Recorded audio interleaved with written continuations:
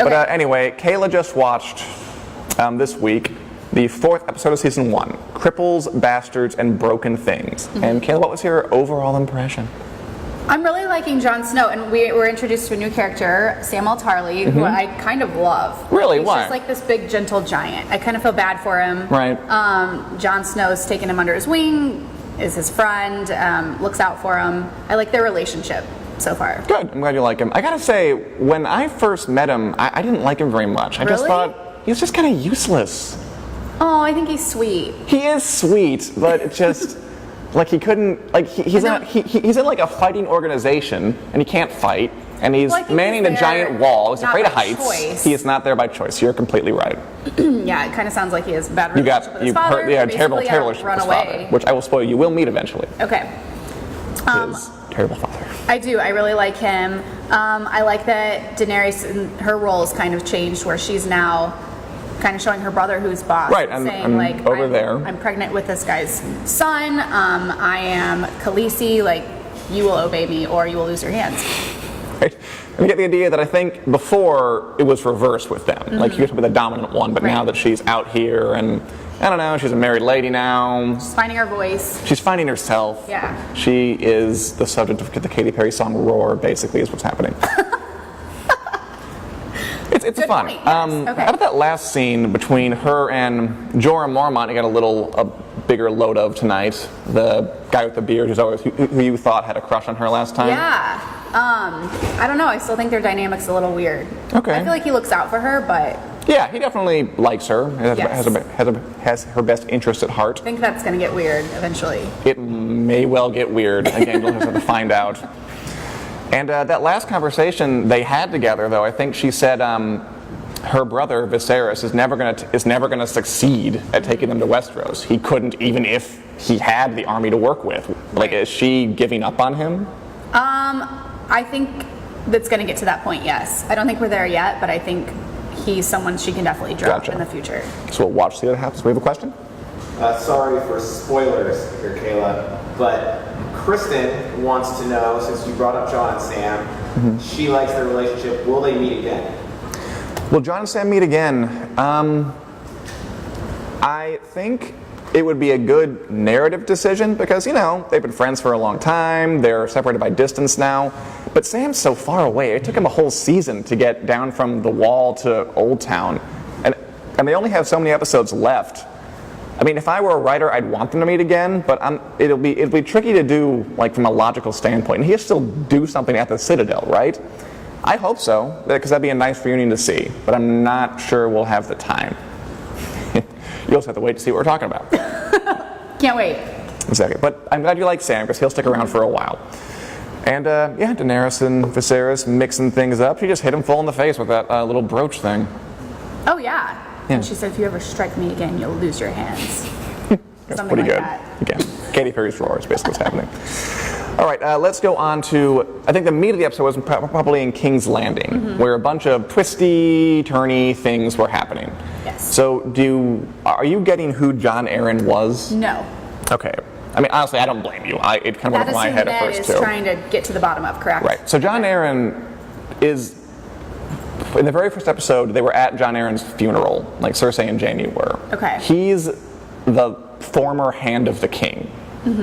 And the whole reason the king went up to Winterfell to ask Ned to join him is because Jon Arryn died and he wanted a replacement. Okay. So Ned has Jon Arryn's old job, basically. And he seems to think that he was poisoned? He died under mysterious circumstances. Okay. I mean, Pycelle says, the old wizened archmaester, that he died very quickly, that it really advanced fast. And yeah, Ned suspects poison. And he has reason to, because these weirdos came into his house, and then his son mysteriously got pushed out a window and paralyzed, and then tried to be killed. So he knows bad things are afoot. So he thinks the Lannisters are behind it? He thinks the Lannisters are behind it. Okay. And let's be honest, I mean, wouldn't you? Yes. I mean, And they in just this kind of episode, reek we saw that suspicion. the king's just as horrible as the queen. How so? With all of his, mistresses coming in and out and... Oh, he's definitely... I'm not sure I'd call him as horrible. Yeah, I don't think that's the wrong example. But yeah, equally He's definitely... a bad person. He's a bad person. He's more like... I think he just doesn't care. He's extremely apathetic. Like, he clearly is invested in his marriage. Like, that's pretty obvious. Right. And but he's not. I don't think he's like scheming any grand schemes the way the Lannisters are, right? Okay. Not sure he has any giant secrets to hide. He's just like a big, lazy, oafish, apathetic kind of brute-ish guy. Whereas Cersei is more of a like conniving. You get the idea. She like wants to murder people, and she's going to plan to it. Yeah, I even wrote down one of her quotes at the end. She says, she says that Ned's brother was trained to lead and he was trained to follow, and he says, I was trained to kill my enemies, and she goes, I was taught to do the same or something. So, yeah, she doesn't mess around. Yeah, and we'll definitely see where that goes. We also got a big load of Littlefinger this episode. Yeah. To know him better. Okay. He's helping out. Well, I guess I'll ask you: is he's helping out Ned, just giving him advice of where to go, what to do? The tournament, right? The tournament. What do you make of this guy?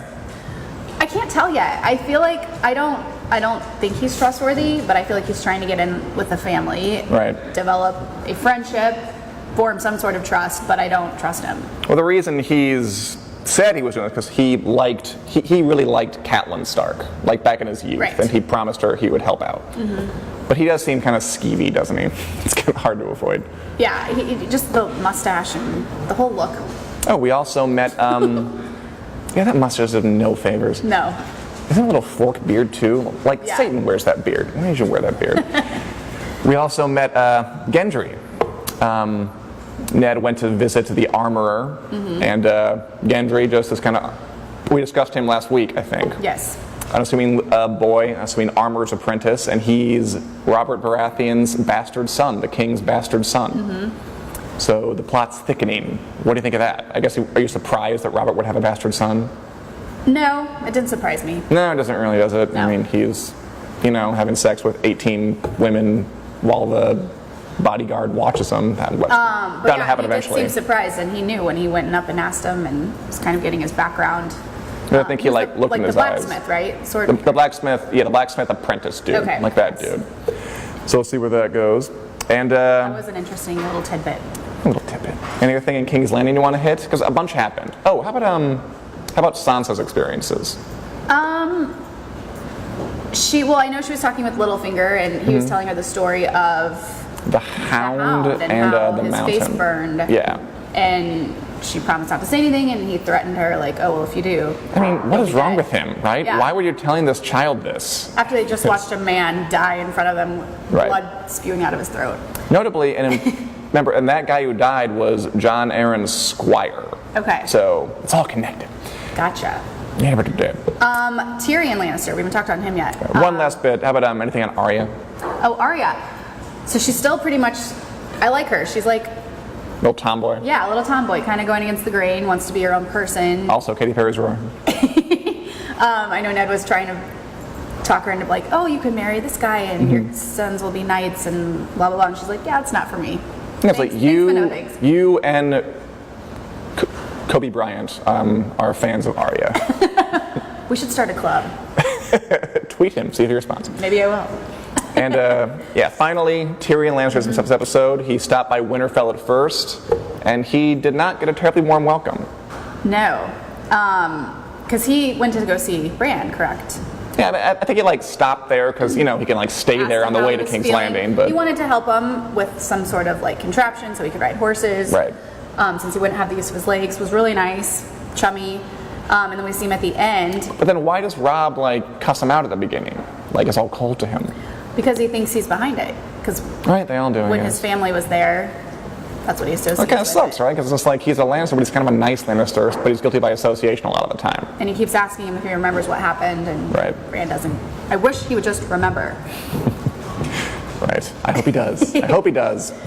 And then at the end, and then it's kind of the same thing. Rob doesn't like him, he's all cold, but then he warms up and he says that he's nice, and then, but no one's told Catelyn that he's nice. Right. So when they get down to the inn, something else happens. She accuses him of trying to kill Bran and takes him prisoner. Takes him prisoner. Scene, and then it ended. What's happening there? Who has the right in that? Do you blame Catelyn for doing that? I'm mad that she's accusing the wrong person. She's getting it wrong. I mean, to be fair, we don't utterly, completely know he's the wrong That's person. true. We don't know how involved he was. Right, we don't. I mean, you know, maybe he went back to Winterfell and gave Bran a saddle out of survivor's guilt, or like guilt. Good point. Okay, so just because he's not the one that pushed Bran doesn't mean he doesn't know what's going on. No, because someone sent an assassin to kill Bran in his sleep, like in his coma. Right. Like that's what Catelyn's all mad about. That is also true, yes. And I this think, is- yes, I think she has a right. He's guilty by association. Oh, and last time, you know, Littlefinger told her that the knife used to assassin Bran belonged to belonged to Tyrion. Bran. So Okay. that's where her head is right now. Right. Mother's got to do what mother's got to do. What's it going to do? I like that because I think they do a good job of, like, we like both of these characters, right? But I think they do a good job of making a situation where you understand why the one is against the other, but you still kind of like them both and see where it goes. I like Exactly. that. Any other thoughts about Cripples, Bastards, and Broken Things? I think we covered it. Anything else you want to add? I don't think so. We got a lot today. We did. We went through a lot. And we'll be back next week, same time, Wednesday, 4 o'clock, to discuss more breaking news and to continue Kayla's Game of Thrones journey. My And journey. Kayla knows nothing. Thank you guys for tuning in. We'll see you next week. Adios.